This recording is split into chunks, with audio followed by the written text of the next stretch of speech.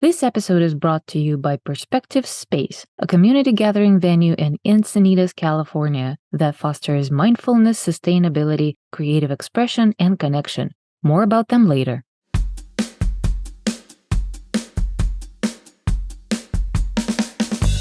Hello and welcome to another episode of In the Art Scene podcast, a show that unites creatives from all over the world in sharing inspiration, life stories, business knowledge, and love for art.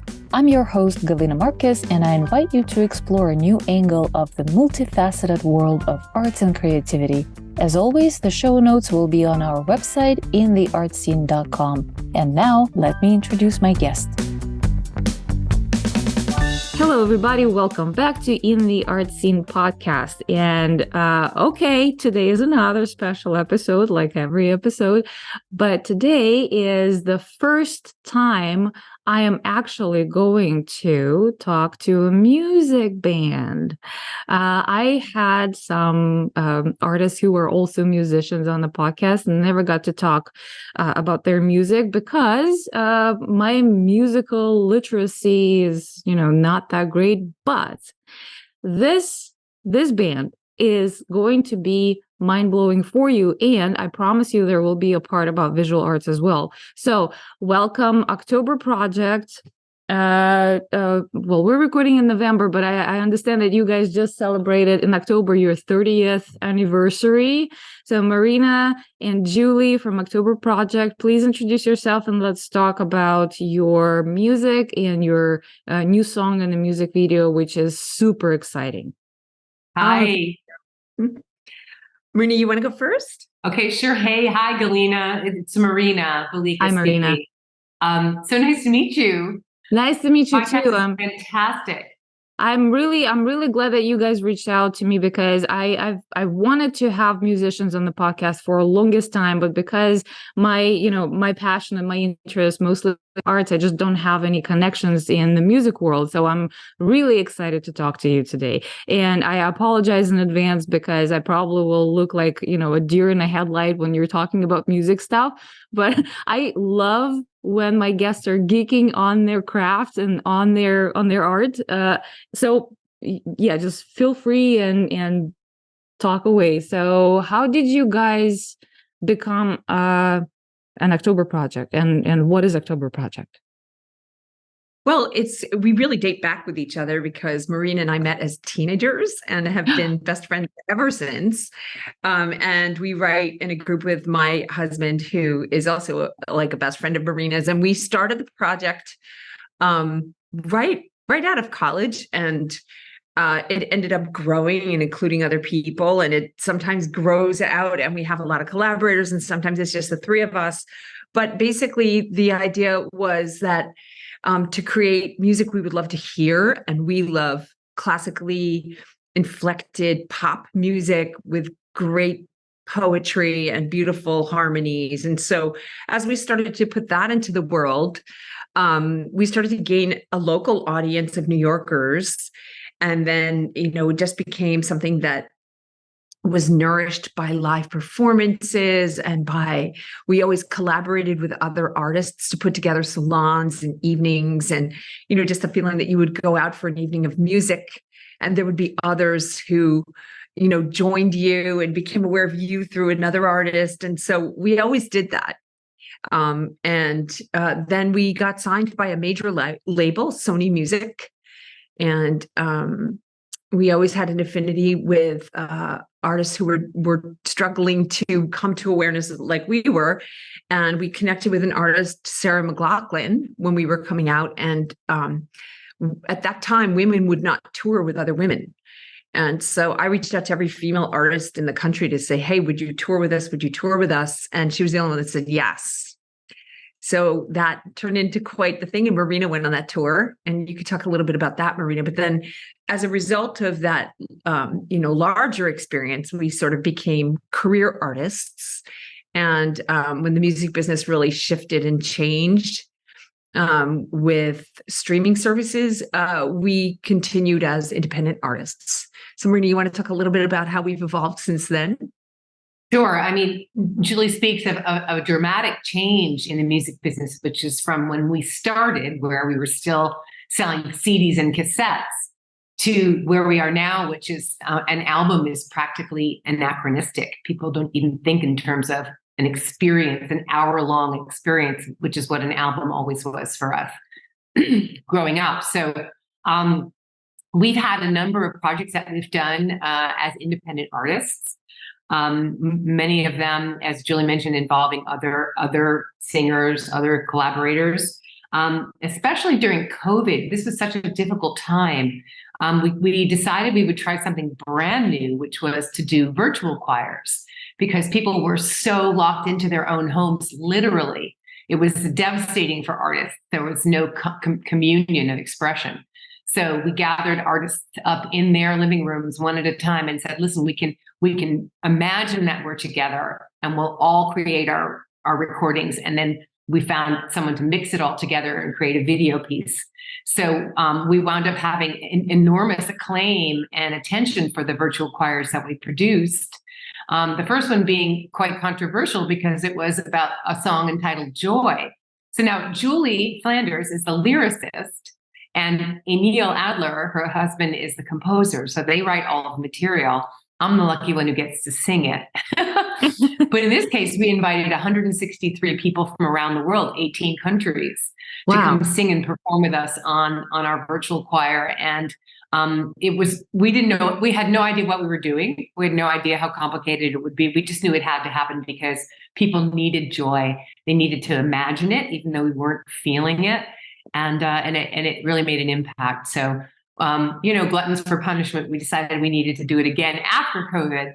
And that was with one of our better known songs called Return to Me. And again, 140 singers from, 18 countries. And it's been an adventure because it's helped us realize how many people in the world respond to the kind of songs that Julie and Emil write, which are always very transformative, very cathartic. We've never been a fashion-driven band. It's always been about meaningful communication, giving people a place to find an emotional space. And I think that's part of the reason, as Julie mentioned as well, we've always had artists and fellow, filmmakers, visual artists, even like a gold medal ice skating couple, respond to what we're doing because, we're trying to change the wavelength, which I think visual artists definitely are literally trying to do. Wow. Yeah, and we did two different animations. The second choir we also animated, and we drew together the real world of the singers with the animated world of the animated creatures.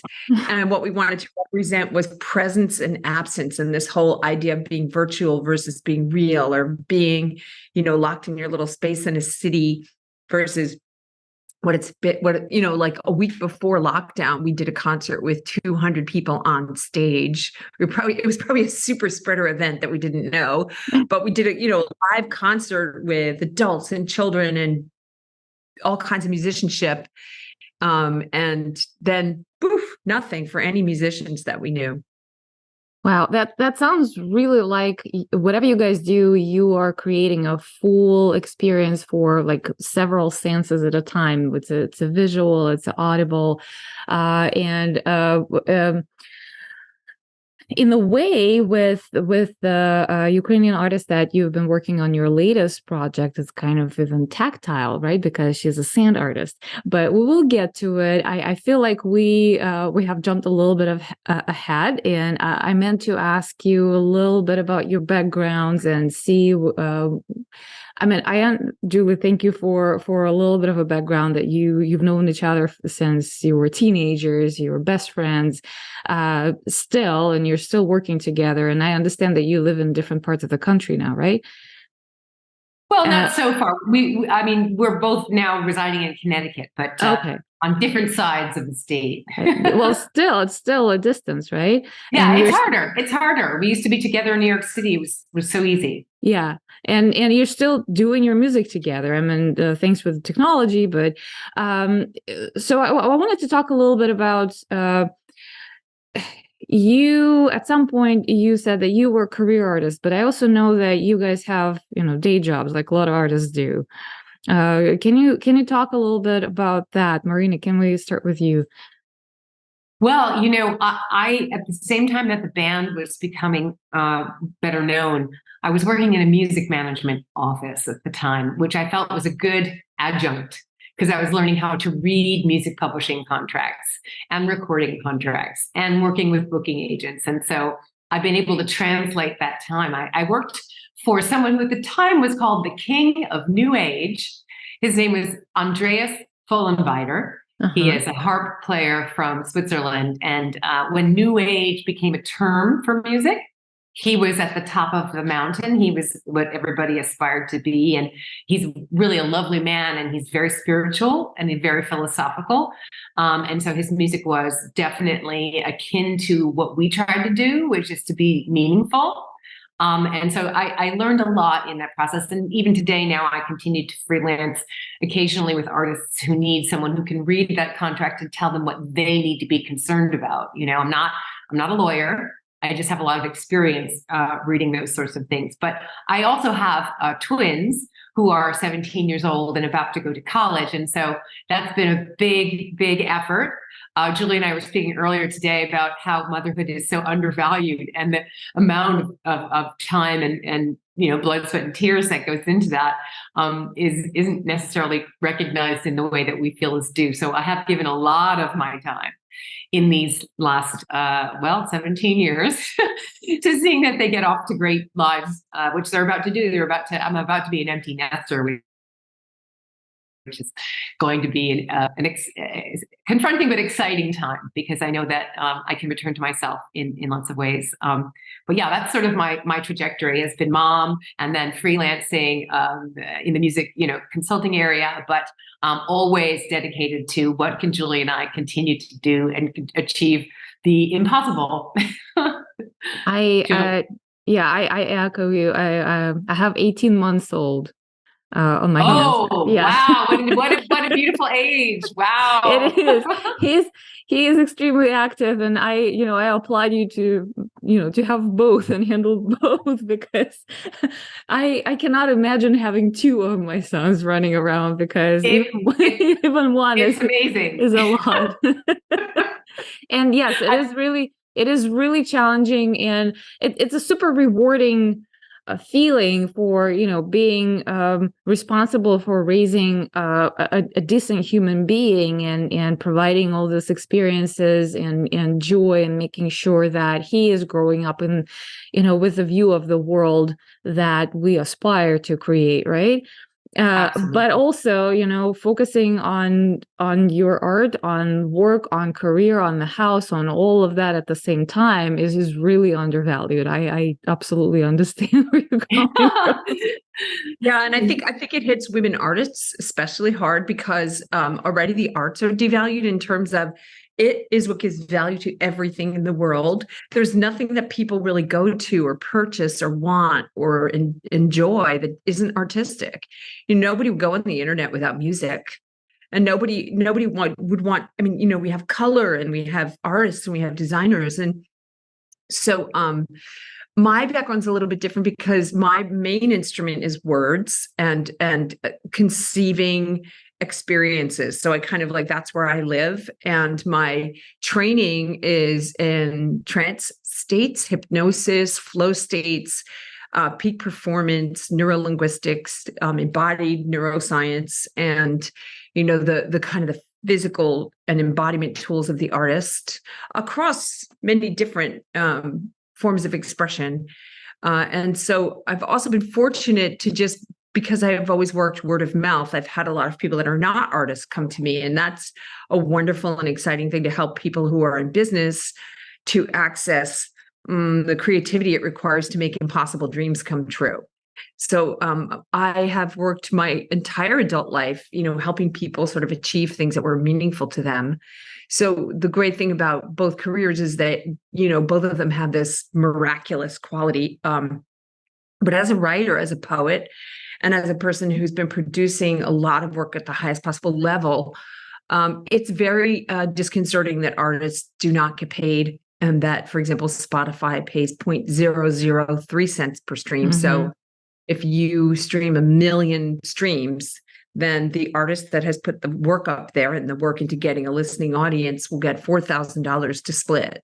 So for every million times that a song is heard, there's $4,000 for all of the people who worked on creating it. And it's just a very demoralizing structure, that a few people win the Hunger Games as artists, and they are able to, command huge fees and influence. And then most working artists, regardless of the quality of their content, it's a different life, and you really need to have to do it for its own sake. And I think that's one of the things I'm proud of, is that we started doing music for its own sake, doing songs, doing experiences, collaborating for its own sake. We got very, very successful.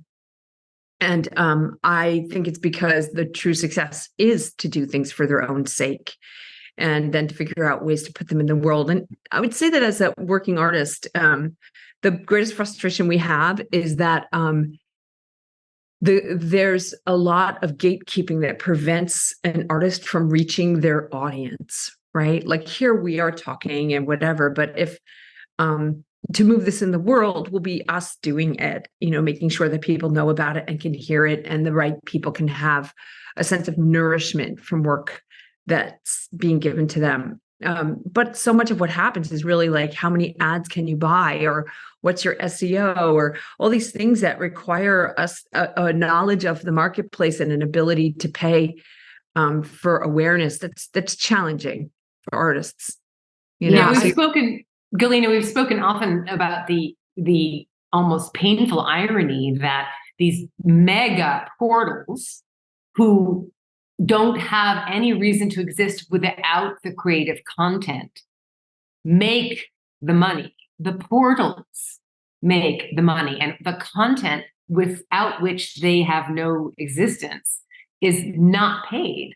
So it's just a ridiculous irony. It's like they exist so that they can fill it with what we give, and then they don't pay for that, but they themselves find many, many massive ways to receive money that's not shared. So it's a really painful irony. Yes, thanks for bringing it up. And you guys, you are echoing the sentiment of so many of my guests, and a lot of my guests are coming from the visual arts background. So it is kind of, it is sort of an eye-opening for me to hear that the same problem is happening, in every art that is out there, and that we as artists, our purpose is to create, right? Because for many artists, it is true that you just cannot exist. It comes out of you. You cannot exist if you are not creating, right? And also the sole purpose of it is to share it with other people, right? And then oftentimes we're being preyed upon by someone who sees the commercial value off of it, and it's just and puts the gates up. It is really an eye-opening for me that it's not only for the visual artists. The same problem exists everywhere. I had filmmakers on the show, and they were talking about the same thing. Film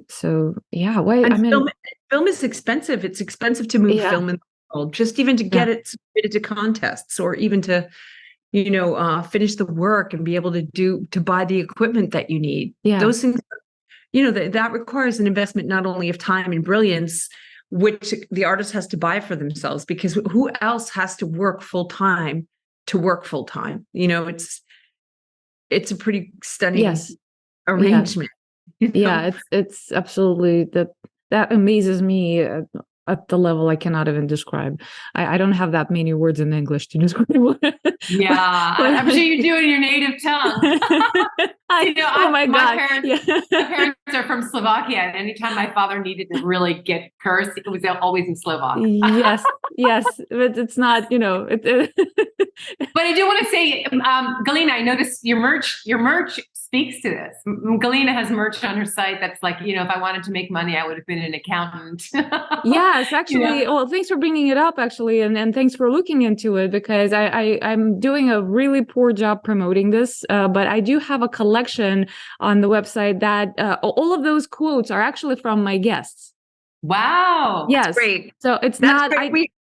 I didn't come up with it. Every single one is from the guests on the show. So I kind of felt like those little statements encompass a lot of what artists are experiencing in the world. So yes, thank you for bringing this up. Well, we'll definitely share it. We'll do a newsletter of your merch and just put it amazing. so our people can see it. Because I think a lot of people really appreciate the succinct statement of what it means to decide to be a creative person or creator in our society. Is it different in Russia? Do you find that like there are artists in Russia that can survive as artists? Honestly, I don't know. And I think Kseniya, who didn't join us today, probably would have spoken about that geographical area better, because I think that culturally there's a lot of similarities between Russia and Ukraine, despite the political situation. I have never had an artist career in Russia. I was working in marketing, and I still do, in a way. I'm still doing marketing consulting on the side, because again, this is my day job, and that's what pays the bills, right? And in a lot of cases, those experiences and those skills help me, for example, produce this podcast, right? That which is also, a tool to share a lot of creativity, across the board with anyone who's seeking it. I was seeking it. That was also my COVID project, because I felt cooped up in my little studio, and I needed to talk to creative people to get my juices flowing. So that became really an amazing project for me. And but yeah, I don't know what it is like in Russia in terms of art and music industry. I personally am not a fan of Russian music.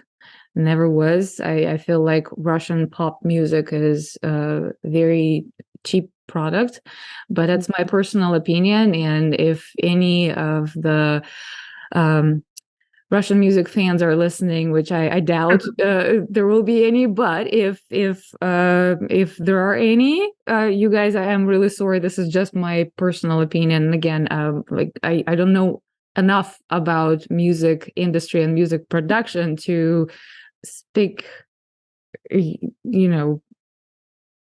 about details. It's a personal taste. Well, I mean, that may be true. We're not familiar with Russian music, but it's kind of by accident, but maybe not so much by accident, because we respond to beauty. We found ourselves working with Russian artists several times. Julie came upon this beautiful painter, Olga Suvorova, who's from St. Petersburg, who comes from a family of artists, and her paintings, she does historical costume portraits. And so Julie found an image that they shot that we used as the cover for our Book of Rounds choral edition recording. And people have been wowed by it, and it just resonated in the way that we felt was indicative of the music. And it also had 3 figures, 2 girls, 1 guy, which is who we are. Then, of course, working with Kseniya, we had no idea was a world famous person. We just happened upon her work on YouTube and said, well, we were aware that the war had started and we wanted to find artists to support over there. So we wrote to her and said, hey, we have this song, maybe you'd like to work with us. And she got right back to us and said, I'd love to. It was only after we were working together for a time that it became clear she was this winner of Ukraine's Got Talent, and she's about to be on a major new franchise of America's Got Talent. They're doing something called the Fantasy League starting in January, and she was selected again to be part of it. So, she's got a very high profile. So we're delighted to have met her, to find out how talented and really lovely she is. And then I was thinking back, and we worked with this Olympic gold skater, Katya Gordeeva, who was very famous in her time. And she and her husband and their daughter skated to one of our songs on a major skating program here Wow. in the United States. So I just think it's kind of just curious that yeah. The first book of rounds was a Russian artist. Oh yes, as well. The first book of rounds, that image of the woman, reaching. Yeah, we have to remember what her name was as well. But yeah, no, isn't it curious, Julian? I think it's, again, just because we're responding to the images, we're responding to the beauty, we're responding to and I think there's something about our music is very rich and passionate, and I think Russian artists are very rich and passionate in their expression. So I think there's something about that matches when you're looking for an image that is, rendered with beauty, but also has a lot of soul in it.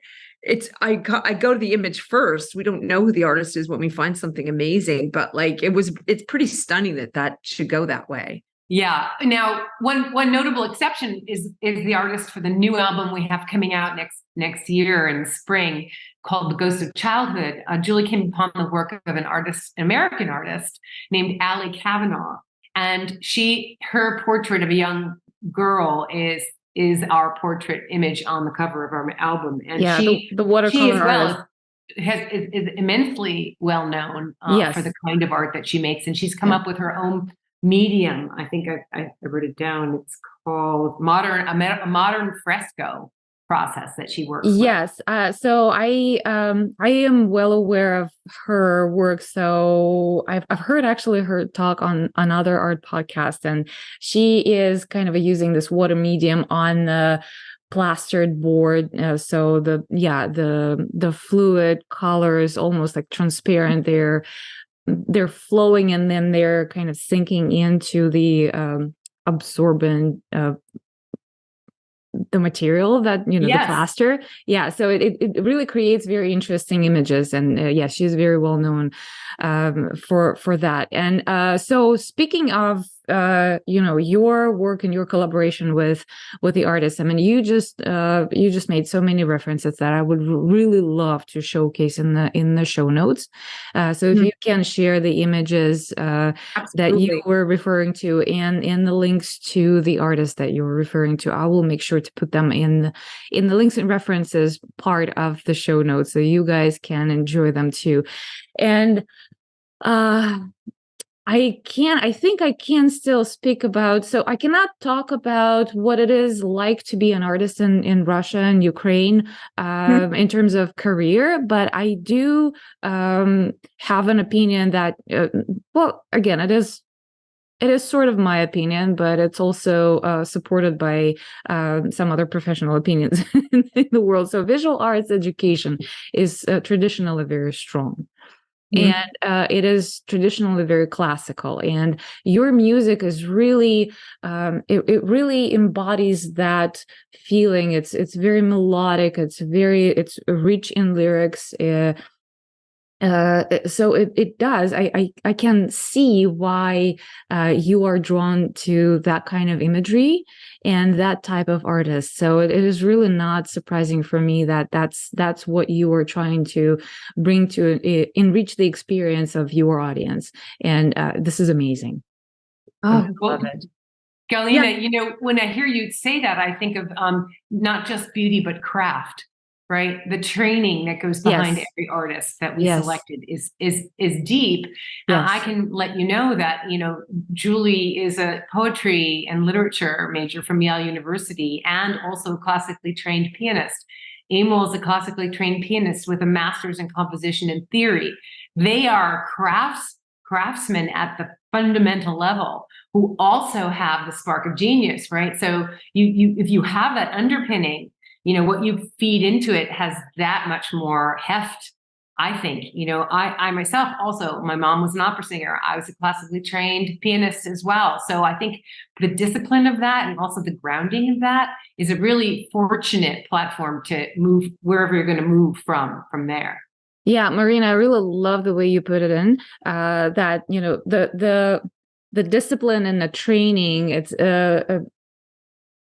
as part of the level of that experience, not only that it comes out of you, which it naturally does, but also you have enough skills and enough training to create a really, really high level, high quality work.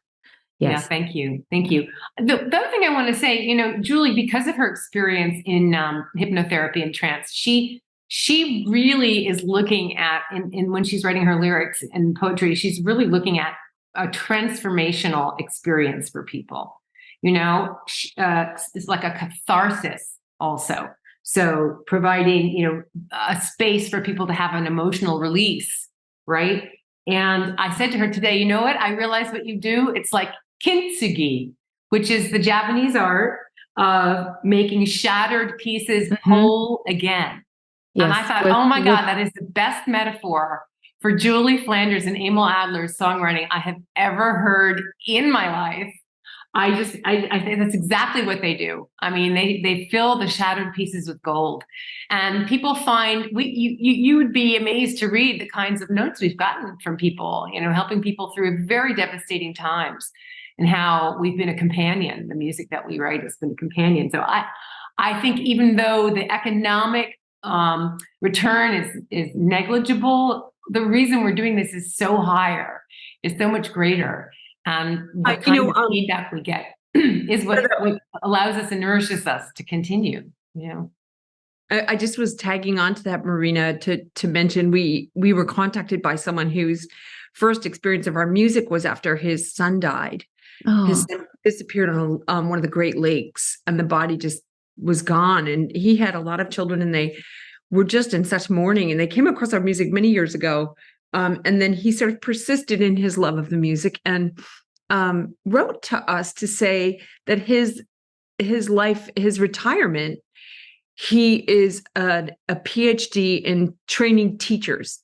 And he goes all over the world. Marina and I have a tremendous commitment to people who are displaced from their homes, because it's usually women and children. And we've really focused on that a lot in our career and our musical activism. But he was a stranger to us and got in touch to say that he wanted us to know that he would go into these refugee camps to train teachers, because there's no one in there, and these children get caught in there for an entire generation. And so he goes to educate educators. He teaches people how to be teachers so these children can have some hope of a future. And he was using our music all over the world. So when Kseniya, did our work, he's been in Ukraine, Moldova, and now he's going to Odessa and other places to deal with the women and children who have been put out of their living environments. And he's been to places all over Africa. And he just said that he feels art and the music is an antidote to the kind of evil that motors people into these enormously lucrative arms deals, and all the reasons people go to war, and then innocent people just get caught in the horror of it. So another one of our motives is that when the world feels so dark, rather than resonating with that, we try to resonate with its opposite. So during the whole COVID and George Floyd and all of that, we tried to resonate with the energy that represented the opposite to that. And when people are so harsh to one another, we try to resonate with comfort and love and maternal energy, because mothers are devalued. And the idea of nourishing and comforting and taking care of someone is so anti-consumerism. Just giving someone a cup of tea and not charging them for it. Here's a cup of tea, here's a hug. Right, not non-transactional. Yeah. And so Julie did not mention she is the mother of a magnificent young man, now graduated from college and on his way to getting married next year. So she's getting married. Yeah, I've been so fortunate, Galina, because Julie's given me the 10-year plan, the 10-year outlook, because her son is exactly 10 years older than my twins. So she keeps shouting back like, "Okay, get ready. That's going to happen next." And don't be surprised when that happens. Nobody told me about the empty nest. And Galina, I know your son is only 18 months, but I feel like my son is only 18 months. How dare he move out of the house? But my son is 27 now, and I swear no one warned me. Even when he was finishing college, I had some sort of idea that like, and then he would come back and be a little boy again. And then we would all live together. I could think it out, just happily ever after. And then I found out upon him graduating that I wasn't part of his happily ever after, that his girlfriend was his happily ever after.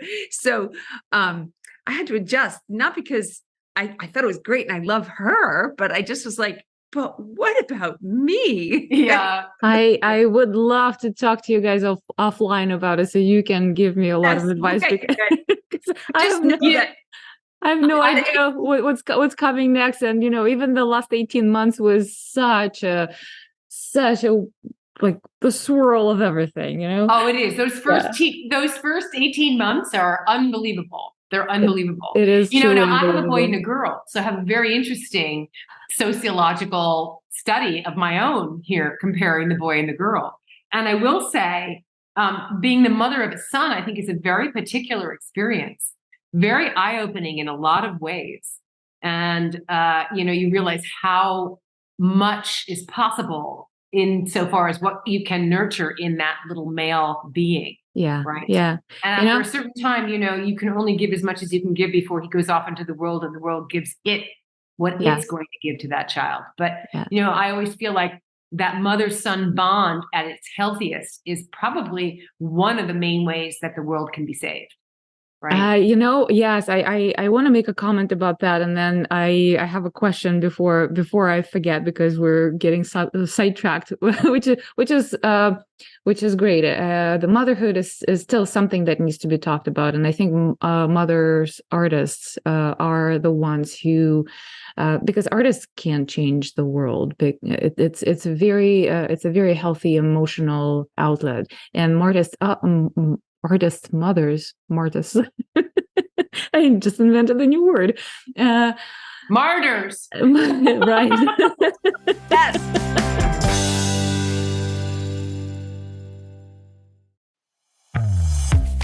Let me tell you about the new friends and sponsors of the show, Perspective Space. Perspective Space is a unique venue in the heart of Encinitas, California, open for individuals and companies that promote mindfulness, creativity, sustainability, and connection through their practice. The space is open and bright and well suited for art shows, yoga, photo shoots, sound healing, art classes, workshops, and other community gatherings of up to 60 people at a time. Perspective Space is a project by Think Parallax, a local sustainability strategy and communications agency that generously opened up its office for the local art community during the pandemic. I interviewed the CEO, Jonathan Hanwood, in Season 8, Episode 6, and I'm dedicating several episodes in this season to feature their artists and residents. To learn more, go to perspectivespace.com or click the banner on intheartscene.com. It's perspectivespace.com or click the banner on intheartscene.com.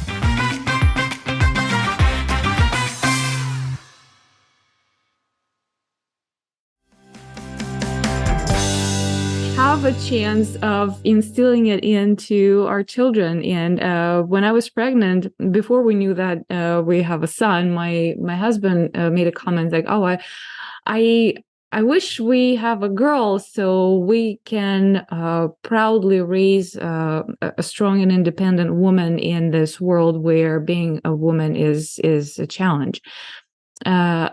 But I am thinking, like, we're having a boy, which is, he's a privileged white man in the future, right? I think this is even a better responsibility and a better chance for us to make a world a little bit better if our privileged white boy will, bring good into the world, not what is associated with white men right now, right? That's right. Yes, that's right. That's the opportunity. Because the change it doesn't need to start with women. There's no problem with women. We know that. We know that, absolutely. So the things we don't do, right? Yes. So speaking of women, Galina, I'll mention that we were really honored. Twice now, we've been featured in this major international conference called Women Deliver. and it's an organization that promotes women's and girls' rights around the world. The first time we were honored was in Vancouver, when a poem that Julie had narrated and animated was selected for their film festival. And it's a great poem. The title is perfect for women. It's called Doubts. And then most recently this year in Uganda was their first post-COVID in-person conference. And they chose the piece that we had done with Kseniya, entitled Angels in the Garden. So we're really proud to have been associated with a conference that's so significant, especially at a time when there seems to be so much slipping back into, we made so much progress and there's this slipping back into old ways. We're right there with feminine power. Let's remember also that Kseniya is the mother of 3. And while she was doing the first project with us, her baby had just been born. In, the onset of war, artist with, lockdown and a child on the way. Now she has 3. I don't know how she does it. I don't know how she manages. It's crazy. But I can't speak to even I don't know if I will be able to do anything if I had to. One is more than one is a doozy first. One is a first, But the other thing I wanted to say was, we did work with Kseniya as a sand artist, but our most recent collaboration with her, I think was just as exciting and completely new for her. We had seen some of her paintings, and Marina and I were like, whoa, we love the paintings. They're so beautiful. And we approached her and said, what could we do with these? Can you animate? Do you know how to animate? Could you paint like the way that you do sand? And she was like, no, I don't animate. And then we were like, oh my gosh, these paintings want to be alive, So she was like, well, which paintings? And so we just sent her as an example. We were like, we love this one and this one and this one and this one. We just sent her back these really childlike, beautiful drawings that you do end up seeing in our video piece. And she said, let me see what I can do. I'm going to talk to a friend and see what does it require. And so she decided that she was going to figure out how to animate those paintings. And so what was so amazing about the process was not only did she teach herself and learn it, but she also made the paintings that we had initially admired and just said to her, we love these. She made them come together into a narrative, like a narrative of the heart. And I feel like the story she told, which is not like a literal story, but like it's a story that conjures a story. When you see it, when you hear it, when you feel it, the story as your own. And it's just so beautifully and lyrically rendered. And I feel like there's something about artists where, and I saw this in some of the paintings that I saw on your own site, Kalina, where there's just a love in their heart for something they want to express or some aspect of life that they hold sacred and dear, and it comes out through the work. And I feel like, Kseniya's heart just pours through her work. It's very soulful. What's amazing too is it seems as if we're being led through the story and this image is coming together organically, and that it's arriving at a final moment. But in reality, what existed first was the final moment. And she had to deconstruct it and go back to its origin point. Then she could in digital animation, recreate it to come to a point of arrival.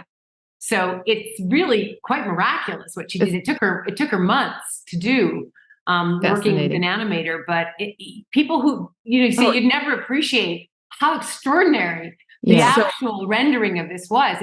It's not just these beautiful images that arrive at a final beautiful montage. It's like, wait, what existed was the beautiful montage. She then had to figure out how to take it apart piece by piece and put it back together again on camera. So I'm totally taken with the process. I think what she did is incredible. And she sent it, she says that she would probably have never tried it if we hadn't suggested it. And now that she's done it, she's pretty excited by it. So we hope maybe we'll see more of that kind of work from her. Well, that's, that's about the artist. We are at our best when we're pushed out of our comfort zone, right? Yeah. Yes. Yep. Yeah. I actually, so thank you so much for that part, because I actually had that question in my mind. We were going to talk about your newest music video and your newest song, which is called "This Is For You." Is that right? Yes. And by the time this episode is live, I think you will have released it already. Yes, it is out, but I'll tell you, there's another one coming in February that I think is really perfect for our conversation because it involves the use of kaleidoscopic imagery. Oh, wow. And the name of the song is Changing Light of Love. And so we have this magnificent, flowing, undulating, constantly moving and transforming kaleidoscopic footage that accompanies the music. And it's kind of trance-inducing. It's very trippy. I just think, given the title Changing Light, it seemed to me a perfect marriage of that concept of how things can look differently depending on where you're looking at it from. I'm very excited about that. That will be coming out in February. And all right. So when it comes out, because I think this episode is going to be on air in January before the release, but when it comes out, please reach out to me and I will make sure that I will mention it in social media as well, because I love bringing back artists who have been on my show and, showcase the development and the new projects and everything. So I will absolutely make sure to share that with my audience as well. But I actually wanted to jump a little bit back. Marina, you were talking about Julie's lyrics and how it is informed by her hypnotherapeutic practices. And Julie, we talked before I hit recording. You were talking a little bit about the spiritual experiences you were having in Arizona, in Sedona area in particular, which I absolutely feel the same way about that area. So I wanted to address that question to you. So can you talk a little bit about your experience as a lyrics writer, as a poet, and what comes into it from the spiritual perspective, from your other practices? Because I think this is extremely interesting, and I think it will also let our listeners understand better what goes into your songs. Yeah, actually, it's interesting because I think both are healing processes. And one of the things I think as an artist for me is that I do favor beauty, but I don't flinch from darkness, shadow, horror, and I sit with and stay with what's challenging in human nature all the time. When I'm helping somebody, everyone who activates the dream typically activates the shadow of the dream as well, which is all the stuff that gets in the way. And hypnosis is very Jungian. When done well, it's not using the conscious. People always try to make changes from their conscious awareness, but that's not where change happens. Change happens in a deeper place. And if a person is trying to be different, the way to be different is to be different. Our society does the, be, do, have. American society is a lot about have, do, have, do. And hypnosis is about be. And then through the being, the becoming, right? And so for me, songwriting, it's poetry and lyrics are different because in lyric writing, you really have to take a lot of the language out so that the music can do the work. In poetry, you put more music in. You put linguistic music and silence and rhythm and position, and the words create a music. In lyric writing, the music and the words together create an experience. And if it's a good one, it should be understood even by a person who doesn't speak the word language. The musical language will make the words make sense. So the transformational process is, I think, for a person to unlock something that is stuck in their experience, and to open their heart so that life and spirituality can flow through the very slow, dense, biological, competitive, scarce forms we take as human beings for something better, for something higher to happen. The same thing that happens, I think, when we become mothers and we can give to another person without feeling a sacrifice. That even though there is a sacrifice, it still is a first choice. So for me, the music, the song, and then Marina, for example, will animate it with her breath and her voice. And then sometimes we animate out and hundreds of other people are singing with us. There's something about that shared experience of human beings each having an experience, but then it becomes communal, that's very powerful to me. And that happens when I teach, and there are groups of people having insight and becoming better, increasing their love and their care for others.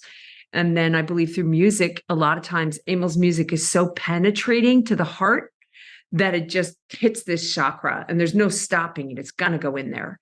When people don't like our music, they don't like it because it makes them feel something. Like the criticisms we get, it always has to do with the emotionality. Well said. And Jill, just to add to that, the resonance of the words through the human voice, right, and expressed outward. Julie and I have the incredible pleasure of harmonizing literally between the two of us. And we know each other so well that it's like sister harmony.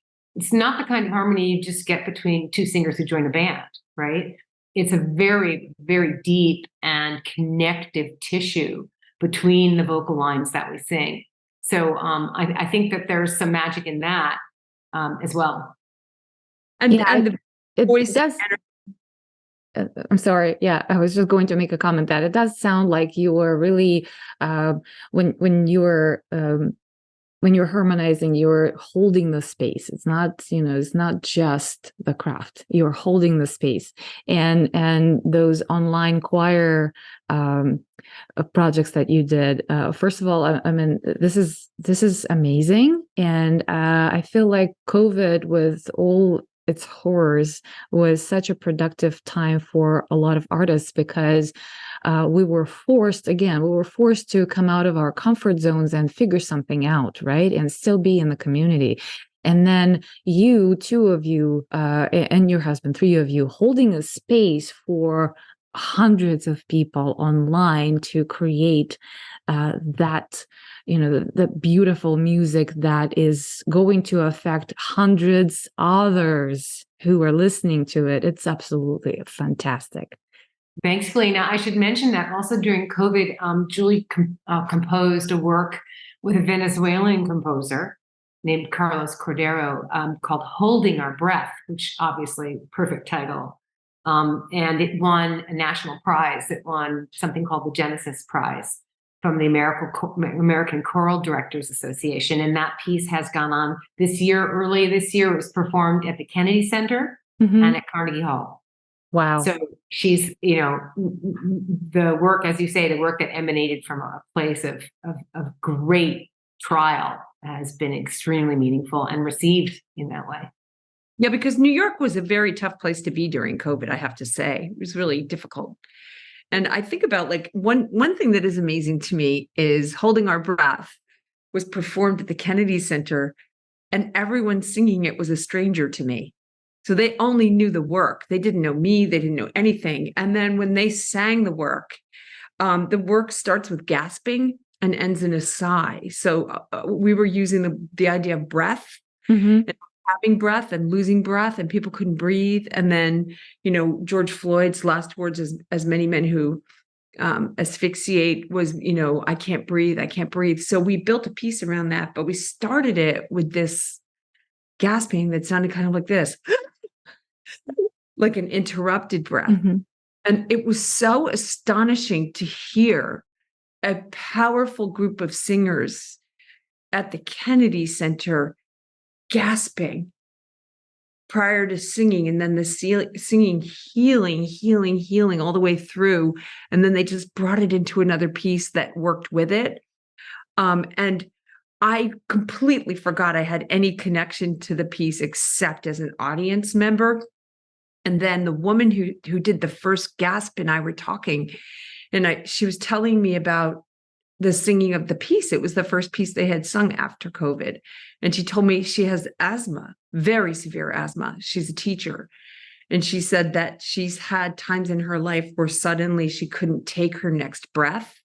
And to be able to sing that into a piece called Holding Our Breath that covered all of the experiences we were having in group, but in particular to her, to really get to that fundamental meditative experience, that living experience of how grateful we need to be for each breath. And to have a person tell me this and tears just streaming down her face. I'd been hearing her gasp like that and tears were streaming down my face because I understood that art is life or death. And when it's real and it's true, and you dig into your own veins for the gold of your experience to pour through and heal something hurt, it is life or death. It's fundamental to the human being. It's how we are going to evolve or go extinct. If we don't have the arts, we'll go extinct. We'll just have wars, Even hearing you talk about this make me want to cry. Yeah, it's powerful. It's powerful. And, sometimes when we're so, Marina and I will go through periods of discouragement, and we use this one word we use to bring ourselves back, which is this crazy word. For years, we'll just say, okay, then, cheerful, right? And it's a dumb word, but it's really not, because to be cheerful is such an act of defiance. If you open the newspaper and you read, cheerful. If you turn on a podcast that isn't about art, you just got to go be cheerful, because it's too extreme otherwise. And I think that putting more of that energy, playing with baby or, Katie, our publicist, is on the call with us as well. And she has a young child, and it's just like, dressing up for Halloween. It becomes a really important pageantry. Joy. Yeah, a connection, and what matters, what's really valuable. Oh my goodness. Yes, we got to create more of that energy, because I feel like the world is falling apart, and there's no hope for politicians. I think the only hope is now for artists to fix it. Yes, exactly. And mothers. I also wanted to add in, I wanted to say that, not with complete intention, but of course there must always be some.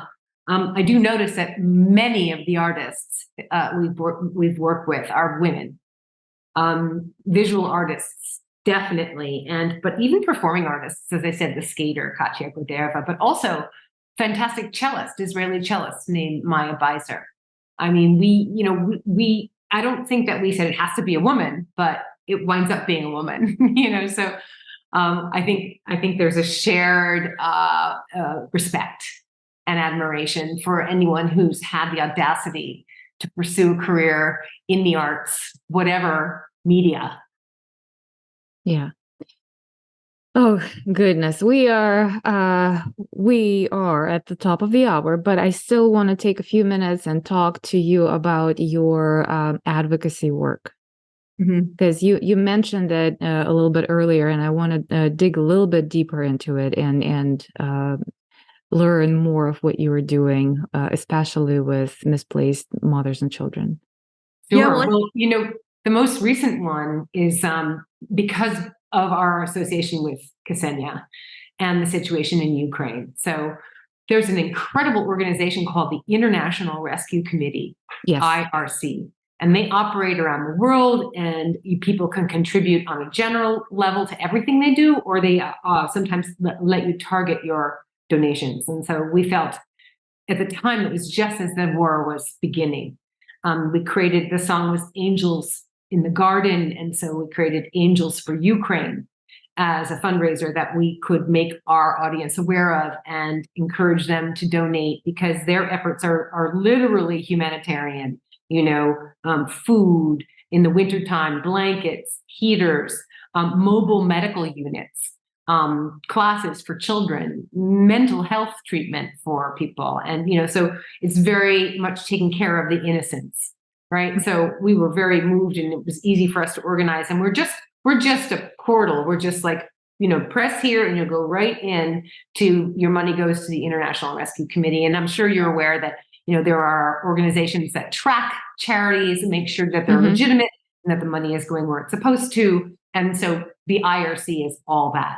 But really from as far back as we've been independent artists, we have always been wanting to help those who were suffering. So when the Book of Rounds first came out, we had Hurricane Sandy come through and also Sandy Hook happening within months of each other.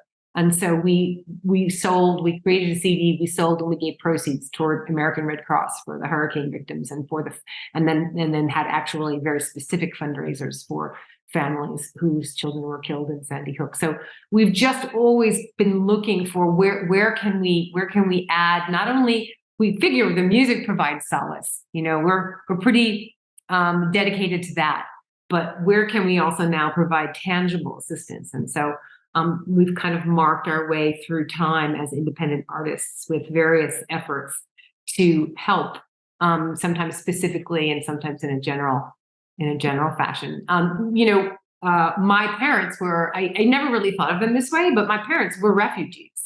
My parents were in Slovakia and they had to flee.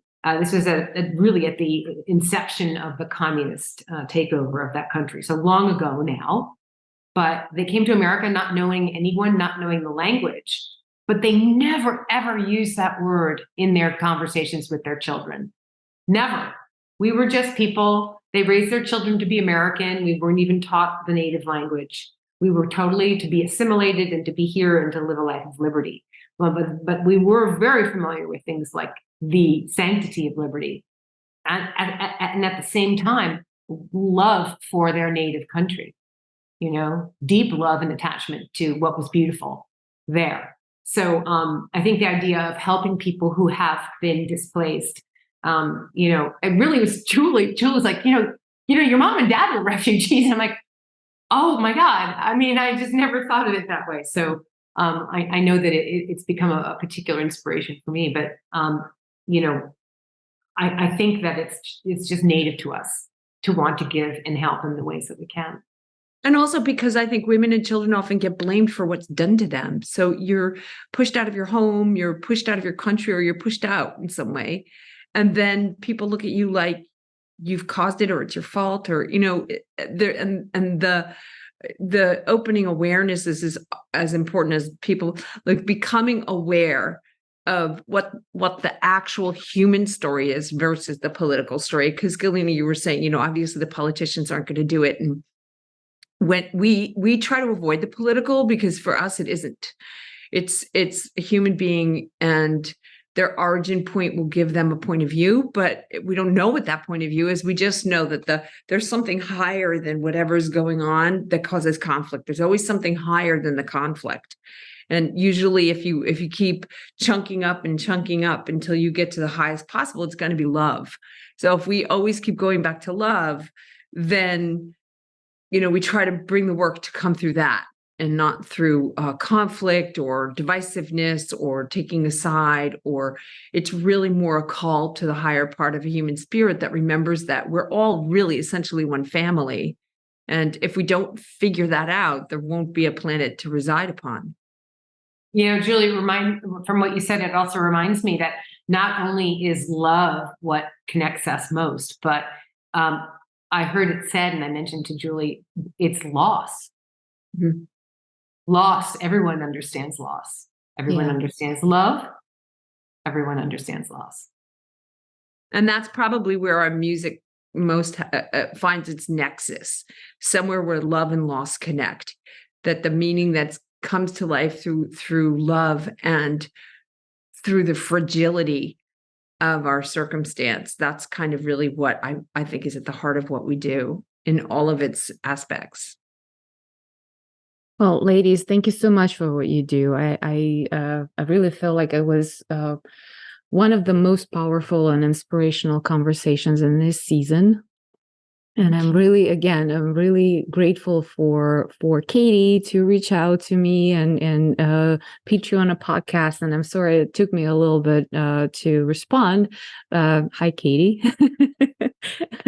Katie has been with us, actually texting in the Zoom chat, commenting on the conversation. So we'll really feel your presence. Thank you so much.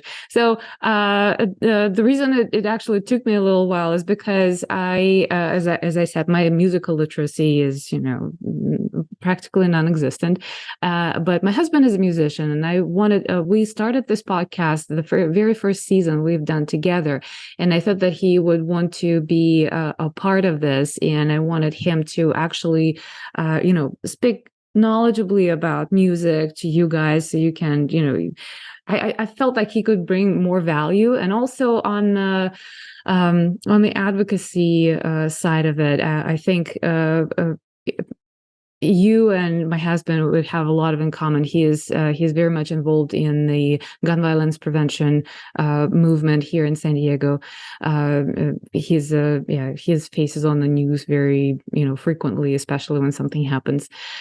And we are fortunate to live in California, but California also has challenges, and if we would hope that California would be that safe bubble, but it's not. Unfortunately, he's he's working. He's very busy. He is a father of a family. He was really excited for me to talk to you guys, and I made a decision just to do it by myself. And I am absolutely mind blown and grateful for you to be a part of In the Art Scene podcast. Again, we'd love to know his music too. He's still trying to, experimenting with composing a little bit here and there. And actually, I think he's got a lot of talent in that area. If he had a little bit more time to practice his music. I mean, when we were dating, I was having some anxiety issues that affected my sleep, and he wrote a beautiful lullaby for me, and it was that was that moment I knew that I'm going to spend my life with this man. But he's got a lot of classic rock, disco. That's that area. He's playing bass. He's trained in cello, but he learned bass and piano by himself. He's playing in a couple of bands here and there in San Diego. He's got a lot of talented musician friends. That's something that feeds his soul, and I look forward for him to listen to this episode. Thank you. We love cello, and he should listen especially to the very end of the Worldwide Choir of Return to Me, which is when we have this very famous cellist, Maya Beiser, come and play. And it's amazing. It's an amazing cello piece. I think he will really He'll love it. She's incredible. She did cello. David Bowie's Black Star. They did an instrumental version. She did the cello. It's incredible. He'll probably like that too. Absolutely, yes. And he probably will be telling me all those things. Did you hear that progression? And I have absolutely no idea what he's talking about, but I really love listening to him talk about those things. It's great. Yeah. Well, thank you, ladies. Again, I will make sure to put all the links in the show notes. If you want to spell out right now where to find you online, you are welcome to do that. That's the perfect timing for any plugs. Julie, if you also want to share your information about your consulting part, because I know you're working with executives, but with artists as well and other people. Yeah. So I will make sure to leave that link in the show notes as well, because I feel like you will inspire, your music and our conversation will inspire so many of my listeners who are artists. And if you guys who are listening today are not familiar with the music of October Project, you absolutely have to go and listen, and because it is powerful and it is inspiring. It will enrich your art practice. And if if you want to connect with the band, all the information will be on the website. So feel free, welcome to spell out whatever you want to spell out right now, and I will make sure that all the links are in the show notes. Thank you. Well, the main website is octoberprojectmusic.com, and we are renovating it. It's going to be nice and shiny by the time, hopefully, your podcast comes out. And my website is julieflanders.com or julieflanderscoaching.com. Okay, perfect. And yes, sign up. Thank you, Katie, for the comment. Sign up for October Project newsletter. Yeah, because we do try to make a lot of rich content for other artists. Amazing. Well, thank you so much. Thank you for being such a great member of the art community, and thank you for bringing together music and visual arts and performing arts and enriching everybody's experience. And we'll see you again in the art scene. Thank you, Galina.